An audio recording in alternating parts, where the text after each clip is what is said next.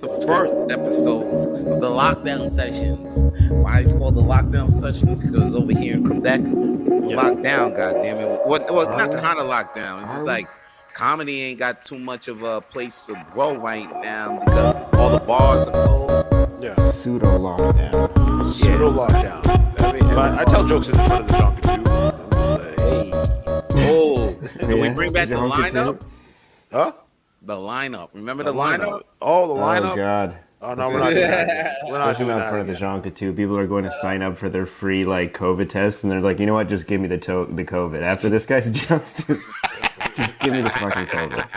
Fuck it. What they needed 2 weeks? All right, it's cool. Yo, I'll wait it out. I'm serious though. Like when we went to the lineup? Remember that we were doing the comedy shows in front of the fucking liquor store, SAQ. and people will go up to the store, probably think like you know, I'm just here to get a bottle of wine, but after probably being on that line and watching us perform our comedy, I'm sure they was like, they need something much stronger. Yeah, I'm like, where's that meth at? Try to get that Gordon gin. I think this beef eater looks really good. I think I'm about to get this beef eater gin. Anything, yo. Like anything stronger. They sign up for delivery, you know? Fuck this. Oh yeah, they probably sign up.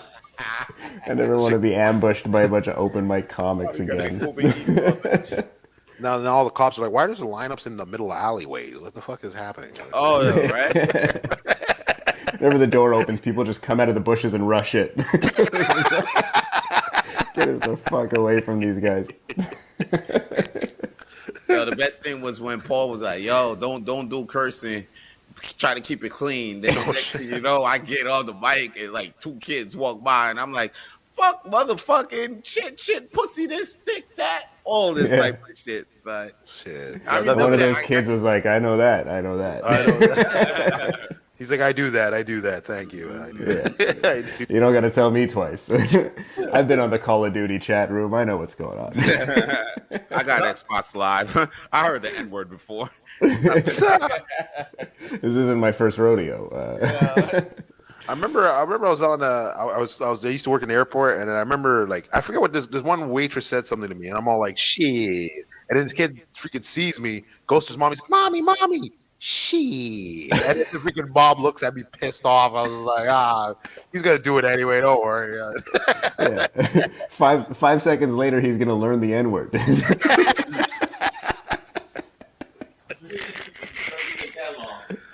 It won't take that long.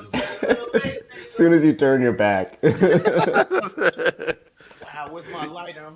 What we messed up is like I didn't even say it. It's like it was the mom. It was the mom that said it. That's it. Exactly. As soon as you walk away, he's gonna learn a worse word by far.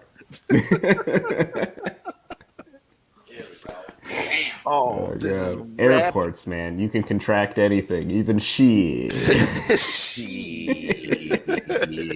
You guys saw Jim Gaffigan's new comedy special, Comedy Monster? Yeah, I tried. I wasn't really that into it though. Yeah, man. I like the first. I kind of like the first joke a little bit because, of course, I think it was a COVID joke. I think. Yeah. He was talking about what do you say? He was saying something crazy. No, he was saying damn. He didn't remember either, Ben. No, yeah, it couldn't have been that good. He was talking about something though. He's like, oh man. It wasn't that good. I must have forgotten it. That's crazy. You should write the descriptions on Netflix for the specials. Like, oh man, he was talking about something. You should check it out. And this Jim Gaffigan's talking again. Oh man, here he is. There's a crowd. It was a roller coaster, man. He's wearing this. Don't forget, look at what he's in. He was wearing this and colors. He's a monster now. Colors. Have you checked out what's his name special? It came out on the same day. Hannibal Buress? No, the British guy. His Dark Materials. Yeah, Jimmy Carr. I was scared to see that. I was actually scared because I'm like, I don't know if I want to see some pedophile child rape shit right now. I don't know. But he's pretty intense, but it is good intense. Really? See, I knew it. But it's like, but honestly, the first like the bits he has about COVID, I thought were really funny and like off the top. But like they both start with like a bunch of COVID material. I don't know. It was a little like I kind of like didn't finish either of them. But the one I watched twice was Louis' special. That's what I'm about to say. Oh, Louis is special right now. Is the one to watch right now here. Is it? yo. It's That's my favorite of the year, I think. That's Yeah? crazy. Oh, wow. What he says at the end, like he gets like he starts off with all this like really, but like when he gets into like the really deep shit at the end, he hits some really awesome friggin' jokes. I think that are really, really potent. Louis back, yo. Oh, I want to see that. That was the special. I was like actually hyped up to. I have to go freaking buy it out, or I'll find it. I would try to stream it somewhere, but I can't find it on a stream. Did you actually buy that special or? Yes. Yeah, I purchased it. I'm gonna do that. Like a good guy. I'm gonna do the same. It's $10. It's $10. I purchased the special. It's not like he really. I didn't just know Samson Cooperman. Yeah.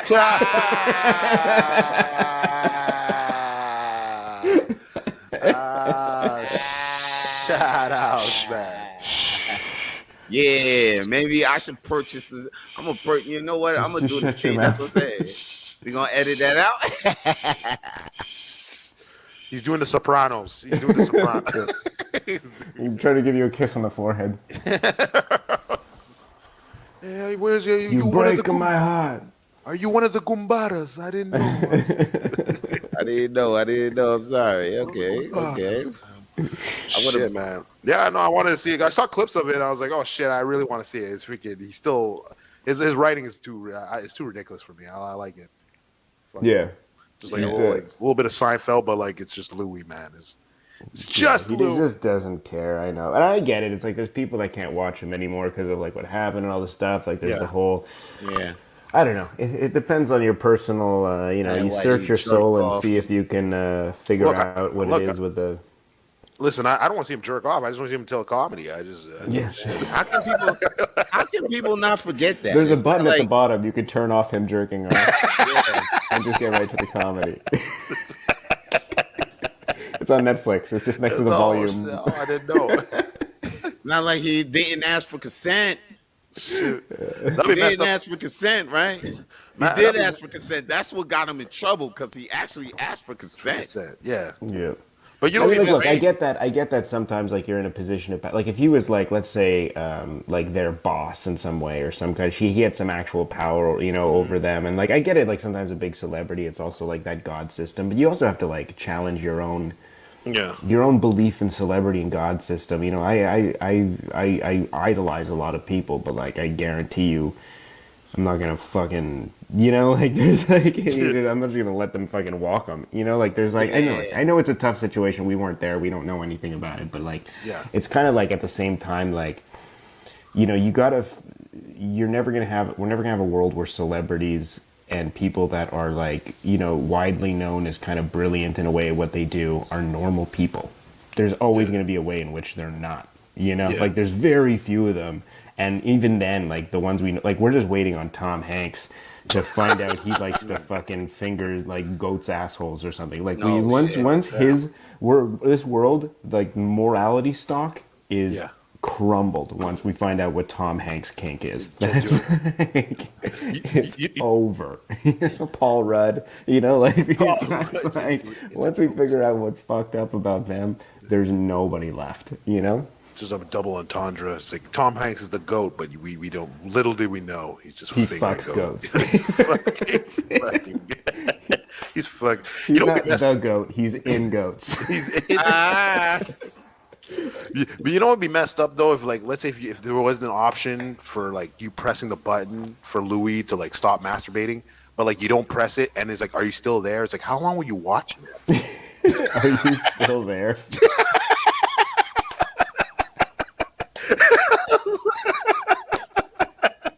I bet he had to ask that live too. He's like not even paying attention then. He like looks up like, are you still there? Usually people leave in the first minute. Like, Yo, but that's crazy though. You know what? Yo, you brought up a very good point right there. You got to separate the art and the artist. you You're know, right. Yeah. You're right. I because mean, it's like like to a certain extent, you know, like to a certain obviously. extent too. Even like when you meet them too, sometimes because it's Yeah. like now I notice that too because we in the world of entertainment and shit. Yeah. So it's like it's so hard. It's so easy to get geeked up off of motherfuckers' work. Then Yeah. after that, when they up in front of your face, you don't know how to act and stuff Yeah. like that. And then it's all because you might get, and then you don't know how to act with the person that's in front of you because you so geeked up off the art and all of Yeah. that. So Yeah.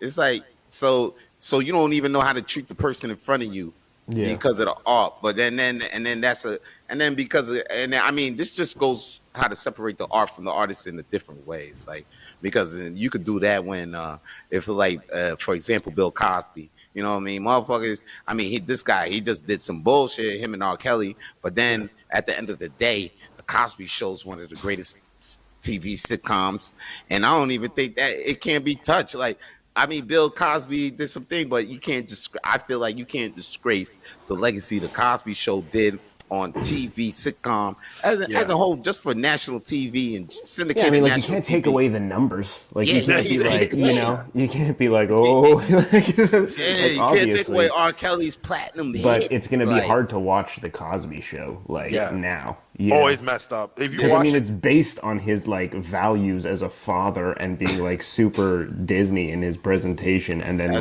like you're that's where thinking you about gotta what he does separate. behind You closed gotta doors. It kind of separate. destroys his art. So sometimes it doesn't destroy the art so much as sometimes it does because it's like the values of the art and what happens like completely Yeah. contradict each other. So it makes it really tough. Like it's Oh a yeah, case it by case does. thing, I think. You know. not It really. does.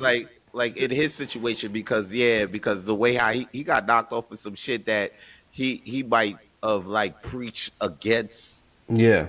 It's in the like Cosby directly Show. So contradictory it to really his is fucking character. hard. You No, know? no, like, I It's like think- Charlie Sheen. Look at Charlie Sheen. He's such a Yeah. piece of fucking shit. Like he's just like he Yeah. was like a big drug and doing all kinds of shit. He's probably called out for all kinds of things, but also like that's been his character.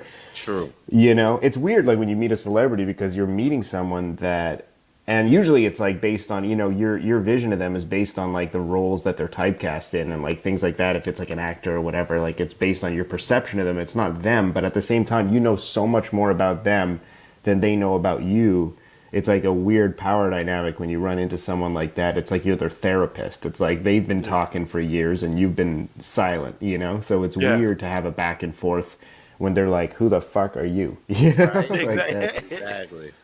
Like I was like it reminded me of a weird ass situation when I bumped into Georgia JFL shit.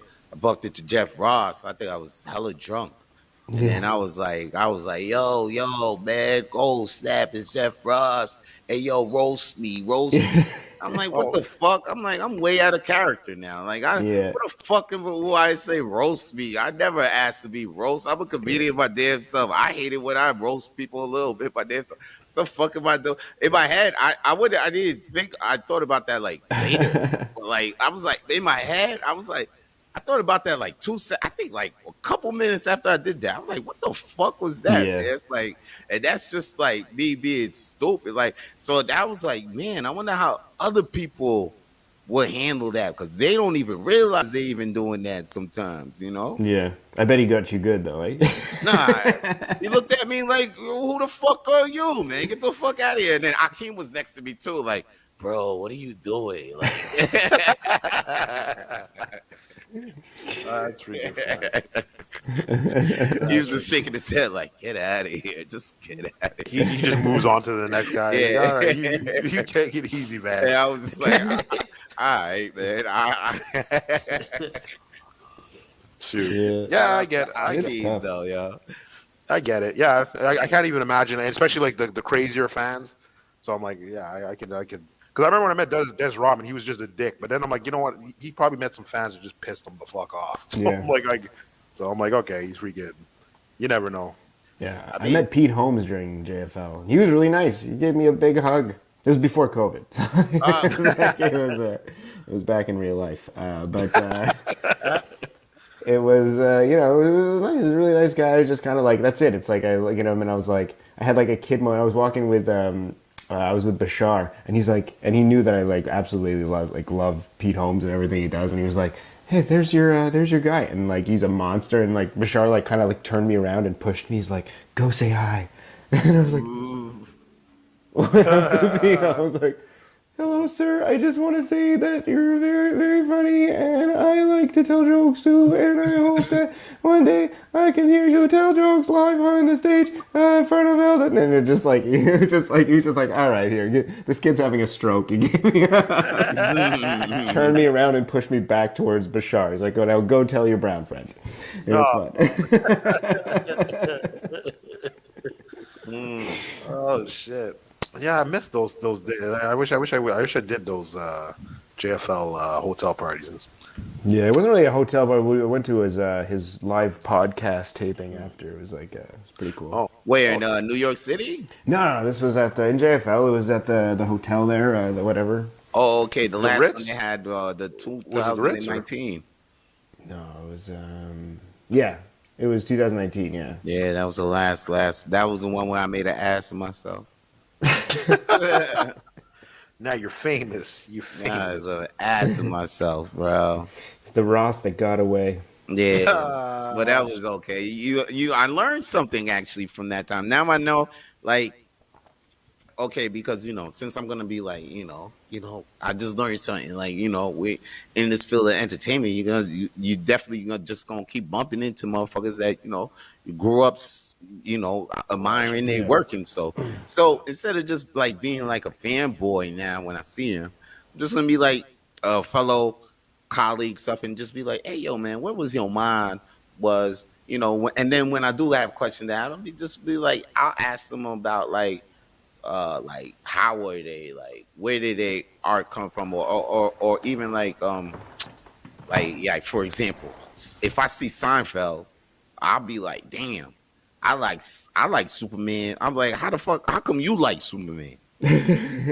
For real, like fuck all the bullshit. I like Superman. I'm like, how come you like Superman? And then that's where he'll tell me. He probably like, yo, man, because he shouts for justice and the truth, and maybe he'll tell me how he connects with them, and then you get a start of something real. You know what I'm saying? Instead of some fucking. Yeah, you're finding common ground, right? Yeah, it's exactly. It's like not just like outlining the differences between you guys, Yeah. Mm-hmm. Or he could still just look at you and be like, who the fuck are you? And just walk away. Yeah. You still like Superman? You fucking idiot.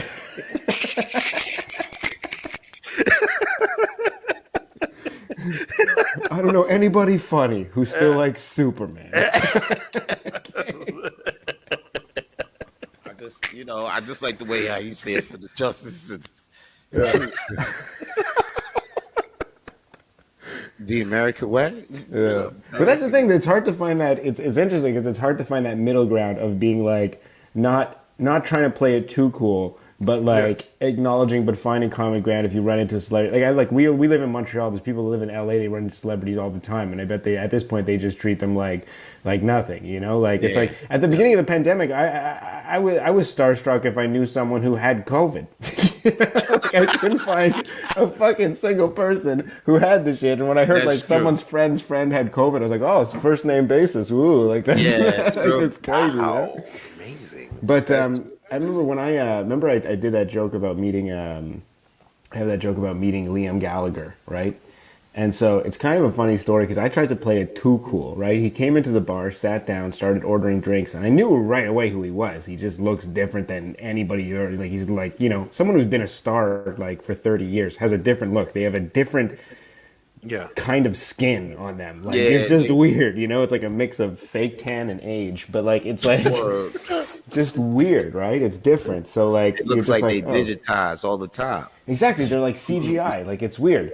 And so like I was like I played it super like I was like, okay, he came in to have some drinks away from fans. Like I'm not even gonna pretend. I'm gonna pretend I don't even know who he is, right? And I literally just like started pouring him drinks, and I made the mistake of going to tell my busboy, who's also a huge fan, hey, we got Liam Gallagher in the bar, and my busboy, and he was out for a smoke when I told him that, and he fucking ran outside. He was like, it's Liam Gallagher. He just like jumped him like completely, and then it's funny because like now he looks like a psycho, and I look like a complete asshole who doesn't even know who he is. So when he came back in, I was like, I know who you are or whatever. whatever. And he was like, yeah, whatever. He ain't even try to sing Champagne Supernova, son. Yeah. Someday he will find me. Right, Benny. I kind of agree with you in that sense, but I think if it... For more episodes of the Rapid Flames podcast, please subscribe to the Rapid Flames podcast on iTunes, Google, Spotify, and wherever podcasts are available now.